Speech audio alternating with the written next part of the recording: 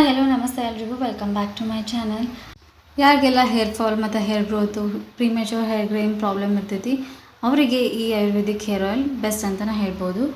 ಮೊದಲಿಗೆ ನಾವು ಬೇವಿನ ಎಲೆನ ತೊಗೋಬೇಕು, ಒಂದು ಹಿಡಿಯಷ್ಟು. ಅದಾದಮೇಲೆ ಒಂದು ಹಿಡಿಯಷ್ಟು ನಾವಿಲ್ಲಿ ಕರಿಬೇವನ್ನ ತೊಗೋಬೇಕು. ಅದಾದಮೇಲೆ ನಾವು ಇದಕ್ಕೆ ಕೆಂಪು ದಾಸವಾಳ, ಇದಕ್ಕೆ ವೈಟ್ ಕಲರ್ ದಾಸವಾಳನೂ ಬಳಸ್ಬೋದು. ಸ್ವಲ್ಪ ಒಣಗಿರುವಂಥದ್ದು, ಆಮೇಲೆ ಫ್ರೆಶ್ ಆಗಿರುವಂಥದ್ದು. ಅದಾದಮೇಲೆ ತುಳಸಿ, ಅದಾದಮೇಲೆ ಒಂದು 5ರಿಂದ 6 ದಾಸವಾಳದ ಎಲೆ. ಇಲ್ಲಿ 2 ವೀಳ್ಯದೆಲೆ ತೊಗೋಬೇಕು. ಅದಾದಮೇಲೆ ಸ್ವಲ್ಪ ತುಳಸಿ ಹೂವು, ಅದಾದಮೇಲೆ ತುಳಸಿ ಎಲೆ ಒಂದು 10ರಿಂದ 12 ಹೆಸರಷ್ಟು. ಅದಾದಮೇಲೆ ಇದಕ್ಕೆ ನಾವು ರೋಸ್ ಪೆಟಲ್ಸು, ಒಣಗಿರುವಂಥದ್ದು, ಆಮೇಲೆ ಫ್ರೆಶ್ ಆಗಿರುವಂಥ ರೋಸು. ಅದಾದಮೇಲೆ ಬೆಟ್ಟದ ನೆಲ್ಲಿಕಾಯಿ, ಇದಕ್ಕೆ ಒಂದು 10ರಿಂದ 15 ಬೆಟ್ಟದ ನೆಲ್ಲಿಕಾಯಿನ ಈ ರೀತಿ ನಾವು ಸಣ್ಣದಾಗಿ ಕಟ್ ಮಾಡಿ ತೊಗೋಬೇಕು. ಅದಾದಮೇಲೆ ಒಂದು 2 ಸ್ಪೂನಷ್ಟು ಮೆಂತ್ಯ ಕಾಳನ್ನ ನೆನೆಸಿಟ್ಟು ಅದನ್ನು ಈ ರೀತಿ ಮೊಳಕೆ ಬರೆಸಿ ತೊಗೋಬೇಕು, 2 ಸ್ಪೂನಷ್ಟು. ಅದಾದಮೇಲೆ ಒಂದು ಅಲೋವೆರಾ ಲೀಫು, ಇದಕ್ಕೆ ಒಂದು 6 ನಾವಿಲ್ಲಿ ಸೋಪ್ ನಟ್ಟನ್ನು ತೊಗೊಂಡೀವಿ. ಅದಾದಮೇಲೆ ಒಂದು 4ರಿಂದ 5 ಲವಂಗ.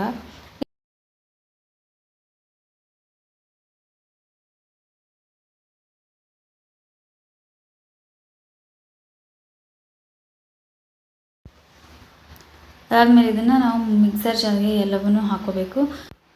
ಬೆಟ್ಟದ ನೆಲ್ಲಿಕಾಯಿ ಯೂಸ್ ಮಾಡೋದ್ರಿಂದ ನಮಗೆ ಇದು ಹೇರ್ ಗ್ರೋತ್ ಆಗಿರ್ಬೋದು, ಅಥವಾ ನಮಗೇನಾದರೂ ಹೇರ್ ಲಾಸ್ ಪ್ರಾಬ್ಲಮ್ ಇತ್ತು ಅಂತಂದರೆ, ಡ್ಯಾಂಡ್ರಫ್ ಇತ್ತು ಅಂತಂದ್ರೆ, ಆಮೇಲೆ ಯಾರಿಗಾದರೂ ಪ್ರೀಮೇಚೂರ್ ಹೇರ್ ಗ್ರೇಯಿಂಗ್ ಪ್ರಾಬ್ಲಮ್ ಇತ್ತು ಅಂದರೆ ಅದನ್ನು ಪ್ರಿವೆಂಟ್ ಮಾಡೋದಕ್ಕೆ ಇದು ಹೆಲ್ಪ್ ಮಾಡ್ತೈತಿ. ಇದರೊಳಗೆ ವಿಟಮಿನ್ ಸಿ ರಿಚ್ ಇರೋದ್ರಿಂದ ಇದು ಸ್ಕಿನ್ಗಾಗಿರ್ಬೋದು, ನಮ್ಮ ಹೆಲ್ತ್ಗಾಗಿರ್ಬೋದು, ಹೇರ್ಗಾಗಿರ್ಬೋದು ಬೆಸ್ಟ್ ಅಂತಲೇ ಹೇಳ್ಬೋದು. ಇದು ಮೆಂತ್ಯಕಾಳನ್ನ ಬಳಸೋದ್ರಿಂದ ಇದು ಕೂಡ ಅಷ್ಟೇ ಡ್ಯಾಂಡ್ರಫ್ ಆಗಿರ್ಬೋದು, ಅಥವಾ ನಮ್ಮ ಕೂದಲಿಗೆ ಒಂದು ಟೆಕ್ಸ್ಚರನ್ನು ಕೊಡೋದಕ್ಕೆ ಇದು ಹೆಲ್ಪ್ ಮಾಡ್ತೈತಿ. ಆಮೇಲೆ ರೂಟಿಂದ ನಮ್ಮ ಹೇರ್ಗೆ ಒಂದು ಸ್ಟ್ರೆಂತನ್ನು ಕೊಡೋದಕ್ಕೆ, ಆಮೇಲೆ ಯಾರಿಗೆಲ್ಲ ಬಾಲ್ಡ್ನೆಸ್ ಪ್ರಾಬ್ಲಮ್ ಇತ್ತು ಅಂದರೆ ಅದನ್ನು ಇದು ಕಂಟ್ರೋಲ್ ಮಾಡೋದಕ್ಕೆ ಹೆಲ್ಪ್ ಮಾಡ್ತೈತಿ. ಇನ್ನು ಹ್ಯಾಬಿಸ್ಕಸ್ ಲೀವ್ಸ್ ಆಗಿರ್ಬೋದು, ಅಥವಾ ಹ್ಯಾಬಿಸ್ಕಸ್ ಫ್ಲವರ್ಸ್ ಆಗಿರ್ಬೋದು, ಎರಡೂ ಅಷ್ಟೇ ನಮ್ಮ ಹೇರ್ಗೆ ಕಲರ್ಗೋಸ್ಕರ ಆಗಿರ್ಬೋದು, ಅಥವಾ ನಮ್ಮ ಹೇರ್ದು ಶೈನಿಂಗ್ಗೋಸ್ಕರ ಆಗಿರ್ಬೋದು, ನಮ್ಮ ಹೇರ್ ಹೆಲ್ತನ್ನು ಕಾಪಾಡ್ಕೊಳ್ಳೋದಕ್ಕೆ ಇದು ಹೆಲ್ಪ್ ಮಾಡ್ತೈತಿ. ಅಲೋವೆರಾ ಕೂದಲಿಗೆ ಒಂದು ಬೆಸ್ಟ್ ಮಾಯಿಶ್ಚರೈಸರ್ ಆಗಿ ವರ್ಕ್ ಆಗ್ತೈತಿ. ಕೂದಲು ಸಿಲ್ಕಿ ಮತ್ತು ಸ್ಮೂತ್ ಆಗೋದಕ್ಕೆ ಕೂಡ ಇದು ಹೆಲ್ಪ್ ಮಾಡ್ತೈತಿ. ಇದರೊಳಗೆ ಸೋಪ್ ನಟ್ಟನ್ನು ಯೂಸ್ ಮಾಡಿರೋದ್ರಿಂದ ಇದು ಆ್ಯಂಟಿ ಫಂಗಲ್ ಆಗಿಯೂ ಕೂಡ ವರ್ಕ್ ಮಾಡ್ತೈತಿ. ಯಾರಿಗೆಲ್ಲ ಹೇರ್ ಗ್ರೇಯಿಂಗು ಆಮೇಲೆ ಹೇರ್ ಫಾಲ್ ಪ್ರಾಬ್ಲಮ್ ಇತ್ತು ಅಂತಂದ್ರೆ ಈ ಸೋಪ್ ನಟ್ ಕೂಡ ಬೆಸ್ಟ್ ಅಂತಲೇ ಹೇಳ್ಬೋದು. ಇದು ಇವಾಗ ಎಲ್ಲನೂ ಮಿಕ್ಸರ್ ಜಾರಿಗೆ ಹಾಕಿದ್ಮೇಲೆ ಇವಾಗ ಅದಕ್ಕೆ ನಾನು ಇಲ್ಲಿ 500 ಗ್ರಾಮ್ಸಷ್ಟು ಕೊಬ್ಬರಿ ಎಣ್ಣೆನ ತೊಗೊಂಡಿದ್ದೀನಿ. ಇದು ಪ್ಯೂರ್ ಕೊಬ್ಬರಿ ಎಣ್ಣೆ. ಸೊ ಇದರೊಳಗೆ ಅರ್ಧದಷ್ಟು ನಾವು ಇದಕ್ಕೆ ಒಂದು ಮಿಕ್ಸರ್ ಜಾರಿಗೆ ಹಾಕೋಬೇಕು. ಇದಕ್ಕೆ ಯಾವುದೇ ರೀತಿ ನಾವು ನೀರನ್ನು ಹಾಕ್ಕೊಳ್ಳೋದಕ್ಕೆ ಹೋಗಬಾರ್ದು. ಇದನ್ನು ಈ ರೀತಿ ಅರ್ಧದಷ್ಟು ಆಯಿಲ್ನ ಹಾಕಿ ಇದನ್ನು ಸಣ್ಣದಾಗಿ ಸ್ಮೂತಾಗಿ ನಾವು ಇದನ್ನು ಪೇಸ್ಟ್ ಮಾಡ್ಕೋಬೇಕು. ಈ ರೀತಿ ಅರ್ಧದಷ್ಟು ಆಯಿಲ್ನ ಹಾಕಿ ಈ ರೀತಿ ನಾವು ಇದನ್ನು ಸ್ಮೂತಾಗಿ ಪೇಸ್ಟ್ ಮಾಡ್ಕೋಬೇಕು. ಅದಾದಮೇಲೆ ಇನ್ನು ಅರ್ಧದಷ್ಟು ನಾವು ಇದನ್ನು ಆಯಿಲ್ ಪ್ರಿಪೇರ್ ಮಾಡೋ ಟೈಮ್ ಒಳಗೆ ನಾವು ಕೊಬ್ಬರಿ ಎಣ್ಣೆನ ಬಳಸ್ಕೋಬೇಕು. ಇಲ್ಲಿ ನಾನು ಆಯಿಲ್ ಮಾಡೋದಕ್ಕೆ ನಾನು ಇಲ್ಲಿ ಒಂದು ಕಬ್ಬಿಣದ ಪಾತ್ರೆನ ಯೂಸ್ ಮಾಡತ್ತೀನಿ. ಇದಕ್ಕೆ ನಾವು ಕಬ್ಬಿಣದ ಪಾತ್ರೆ ಯೂಸ್ ಮಾಡೋದ್ರಿಂದ ಇದು ನಮ್ಮ ಹೇರ್ಗೆ ನ್ಯಾಚುರಲ್ ಆಗಿನ ಒಂದು ಪಿಗ್ಮೆಂಟೇಷನನ್ನು ಕೊಡೋದಕ್ಕೆ ಇದು ಹೆಲ್ಪ್ ಮಾಡ್ತೈತಿ. ರೂಟಿಂದನೇ ನಮ್ಮ ಹೇರು ಸ್ವಲ್ಪ ಏನಾದರೂ ಗ್ರೇಯಿಂಗ್ ಪ್ರಾಬ್ಲಮ್ ಇತ್ತು ಅಂತಂದ್ರೆ ಅದು ನಮ್ಗೆ ಬ್ಲ್ಯಾಕ್ ಆಗೋದಕ್ಕೆ ಇದು ಹೆಲ್ಪ್ ಮಾಡ್ತೈತಿ. ಸೊ ಇದಕ್ಕೆ ನಾವು ಕಬ್ಬಿಣದ ಪಾತ್ರೆ ಯೂಸ್ ಮಾಡೋದು ಬೆಸ್ಟ್ ಅಂತಲೇ ಹೇಳ್ಬೋದು. ಇವಾಗ ಇದಕ್ಕೆ ನಾನು ಇಲ್ಲಿ ಒಂದು ರೆಡ್ ಆನಿಯನ್ನ ಈ ರೀತಿ ಸ್ವಲ್ಪ ತುರಿದು ಹಾಕ್ಕೊಂಡಿನಿ. ಇದಕ್ಕೆ ಜಾಸ್ತಿ ರೆಡ್ ಆಗಿರುವಂಥ ಆನಿಯನನ್ನು ತೊಗೋಬೇಕು. ಇಲ್ಲಿ ಸ್ಟಾರ್ಟಿಂಗ್ ರುಬ್ಬೋದಕ್ಕೆ ಒಂದು ಅರ್ಧದಷ್ಟು ಕೊಬ್ಬರಿ ಎಣ್ಣೆನ ಬಳಸಿರ್ತೀವಿ. ಸೊ ಈ ಟೈಮ್ ಒಳಗೆ ಆ ಉಳಿದಂಥ ಕೊಬ್ಬರಿ ಎಣ್ಣೆ ಒಳಗೆ ಒಂದು ಅರ್ಧದಷ್ಟು ನಾಯಿಲೆ ಈ ರೀತಿ ಇದನ್ನು ಚೆನ್ನಾಗಿ ಮಿಕ್ಸ್ ಮಾಡ್ಕೊಳ್ಳೋದಕ್ಕೆ ಯೂಸ್ ಮಾಡೀನಿ. ಸೊ ಇದನ್ನು ಸಿಮ್ ಒಳಗಿಟ್ಟನ್ನು ನಾವು ಬೇಯಿಸ್ಕೋಬೇಕು. ಇಲ್ಲ ಜಾಸ್ತಿ ಹೈ ಫ್ಲೇಮ್ ಒಳಗಿಟ್ವಿ ಅಂತಂದ್ರೆ ಇದೆಲ್ಲನೂ ನಾವು ಹಾಕಿರುವಂಥ ಇಂಗ್ರೀಡಿಯೆಂಟ್ಸ್ ಬರ್ನ್ ಆಗ್ತೈತಿ. ಸೊ ಇದಕ್ಕೆ ನಾವು ಮೀಡಿಯಮ್ ಫ್ಲೇಮ್ ಅಥವಾ ಪೂರ್ತಿ ಲೋ ಫ್ಲೇಮ್ ಒಳಗೆ ಇದನ್ನು ನಾವು ಮಾಡ್ಕೋಬೇಕು. ಇದಕ್ಕೆ ಬೇಕು ಅಂತಂದ್ರೆ ಬ್ರಾಹ್ಮಿ ಆಗಿರ್ಬೋದು, ಭೃಂಗರಾಜ್ ಆಗಿರ್ಬೋದು, ಅಥವಾ ಮೆಹಂದಿ ಆಗಿರ್ಬೋದು, ಸೀಗೆಕಾಯಿನೂ ಕೂಡ ಯೂಸ್ ಮಾಡ್ಬೋದು. ಈಗ ಹಾಕಿರುವಂಥ ಇಂಗ್ರೀಡಿಯೆಂಟ್ಸ್ ಒಳಗೆ ಕೆಲವೊಂದು ಏನಾದರೂ ಇಷ್ಟ ಆಗಲಿಲ್ಲ ಅಂತಂದ್ರೆ, ಯಾರಿಗೆಲ್ಲ ಇರಿಟೇಷನ್ ಆಗ್ತಿತ್ತು ಅಂದ್ರೆ ಅಂಥವರು ಅದನ್ನು ಸ್ಕಿಪ್ ಮಾಡ್ಬೋದು.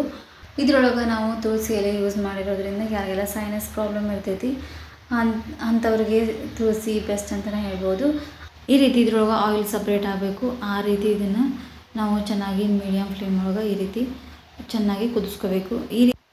ಈ ರೀತಿ ಇದು ಆಯಿಲ್ ರೆಡಿ ಆದಮೇಲೆ ಗ್ಯಾಸ್ ಫ್ಲೇಮ್ನ ಆಫ್ ಮಾಡಿ ನಾವು ಇದಕ್ಕೆ ಇಟ್ಕೊಂಡಿರೋವಂಥ ಆಯಿಲ್ನ ಇದಕ್ಕೆ ಸೇರಿಸಿ ಚೆನ್ನಾಗಿ ಮಿಕ್ಸ್ ಮಾಡಿ ಇದಕ್ಕೆ ಕಂಪ್ಲೀಟಾಗಿ ಇದನ್ನು ನಾವು ಕೂಲ್ ಆಗೋದಕ್ಕೆ ಬಿಡಬೇಕು.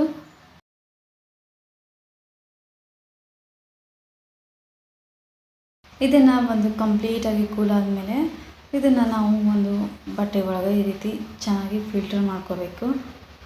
ಇದನ್ನು ನಾವು ಯಾವುದಾದ್ರೂ ಒಂದು ಗ್ಲಾಸ್ ಜಾರ್ ಒಳಗೆ ಸ್ಟೋರ್ ಮಾಡ್ಕೊಂಡು ಇಟ್ಕೋಬೇಕು. ಇದಕ್ಕೆ ನಾವು ಪ್ಲಾಸ್ಟಿಕ್ ಕಂಟೈನರ್ಸನ್ನು ಯೂಸ್ ಮಾಡೋದಕ್ಕೆ ಹೋಗಬಾರ್ದು. ಈ ಹೇರ್ ಆಯಿಲನ್ನು ನಾವು ಅಪ್ ಟು 6 ಮಂತ್ವರೆಗೂ ಇಡ್ಬೋದು. ಬಟ್ ನಾವು ಈ ರೀತಿ ಹೇರ್ ಆಯಿಲ್ಸನ್ನು ಫ್ರೆಶ್ ಆಗಿ ನಾವು ಮಾಡ್ಕೊಂಡು ಯೂಸ್ ಮಾಡೋದ್ರಿಂದ ನಮ್ಮ ಹೇರ್ ಗ್ರೋತ್ ಒಳಗೂ ಬೆಸ್ಟ್ ರಿಸಲ್ಟನ್ನು ಸಿಗ್ತೈತಿ. ಇದರೊಳಗೆ ನಾವು ಯೂಸ್ ಮಾಡಿರುವಂಥ ಲವಂಗ ಆಗಿರ್ಬೋದು ಅಥವಾ ರೋಸ್ ಪೆಟಲ್ಸ್ ಆಗಿರ್ಬೋದು, ಕರಿ ಲೀವ್ಸ್ ಆಗಿರ್ಬೋದು, ಇದು ಹೇರ್ ರೂಟ್ಸನ್ನು ಸ್ಟ್ರಾಂಗ್ ಮಾಡಿ ನ್ಯಾಚುರಲಾಗಿ ಪಿಗ್ಮೆಂಟೇಷನನ್ನು ಜಾಸ್ತಿ ಮಾಡೋದಕ್ಕೆ ಇದು ಹೆಲ್ಪ್ ಮಾಡ್ತೈತಿ. ಯಾರಿಗೆಲ್ಲ ಹೇರ್ ಗ್ರೋತ್ ಆಗಿರ್ಬೋದು, ಹೇರ್ ಫಾಲ್ ಆಗಿರ್ಬೋದು ಅಥವಾ ಪ್ರೀಮೆಚೂರ್ ಹೇರ್ ಗ್ರೇಯಿಂಗ್ ಪ್ರಾಬ್ಲಮ್ ಇತ್ತು ಅಂದರೆ ಈ ಹೇರ್ ಆಯಿಲನ್ನು ಯೂಸ್ ಮಾಡಿದರೆ ಬೆಸ್ಟ್ ರಿಸಲ್ಟ್ ಸಿಗ್ತದೆ ಅಂತಲೇ ಹೇಳ್ಬೋದು. ಇದರ ಹಾಕಿರುವಂಥ ಕೆಲವೊಂದು ಇಂಗ್ರೀಡಿಯೆಂಟ್ಸು ಯಾರಿಗೆಲ್ಲ ಇಷ್ಟ ಆಗೋದಿಲ್ಲ, ಯಾರಿಗೆಲ್ಲ ಇರಿಟೇಷನ್ ಆಗ್ತೈತಿ ಅಂಥವ್ರು ಅದನ್ನು ಸ್ಕಿಪ್ ಮಾಡ್ಬೋದು. ಈ ಹೇರ್ ಆಯಿಲನ್ನು ನಾವು ಡೈಲಿ ಯೂಸ್ ಮಾಡೋದ್ರಿಂದ ಬೇಗ ರಿಸಲ್ಟ್ ಸಿಗ್ತದೆ ಅಂತಲೇ ಹೇಳ್ಬೋದು. ಇಲ್ಲ ಅಂತಂದರೆ ನಾವು ಇದನ್ನು ಓವರ್ ನೈಟ್ ಕೂಡ ಯೂಸ್ ಮಾಡ್ಬೋದು. ಅಟ್ಲೀಸ್ಟ್ ಇದನ್ನು ನಾವು ವೀಕ್ಲಿ ಟ್ವೈಸ್ ಆದರೂ ಇದನ್ನು ಯೂಸ್ ಮಾಡೋದಕ್ಕೆ ಟ್ರೈ ಮಾಡಬೇಕು. ಈ ಆಯುರ್ವೇದಿಕ್ ಹೇರ್ ಆಯಿಲನ್ನು ನೀವು ಒಂದ್ಸತಿ ಟ್ರೈ ಮಾಡಿರಿ. ಹೋಪ್ ಈ ಒಂದು ವಿಡಿಯೋ ನಿಮ್ಗೆ ಇಷ್ಟ ಆಗೈತೆ ಅಂತ ಅಂದ್ಕೊಳ್ತೀನಿ. ಈ ವಿಡಿಯೋ ನಿಮ್ಗೆ ಇಷ್ಟ ಆಗಿತ್ತು ಅಂದರೆ ಒಂದು ಲೈಕ್ ಮಾಡಿರಿ, ಶೇರ್ ಮಾಡಿ, ಪ್ಲೀಸ್ ಕಮೆಂಟ್ ಮಾಡಿರಿ. ಯಾರೆಲ್ಲ ಸಬ್ಸ್ಕ್ರೈಬ್ ಮಾಡ್ಕೊಳ್ಳೋದೇ ನೋಡ್ತಿದ್ದೀರಿ ಅಂದರೆ ಪ್ಲೀಸ್ ಸಬ್ಸ್ಕ್ರೈಬ್ ಮಾಡ್ಕೊಳ್ಳಿ. Thanks for watching and keep watching.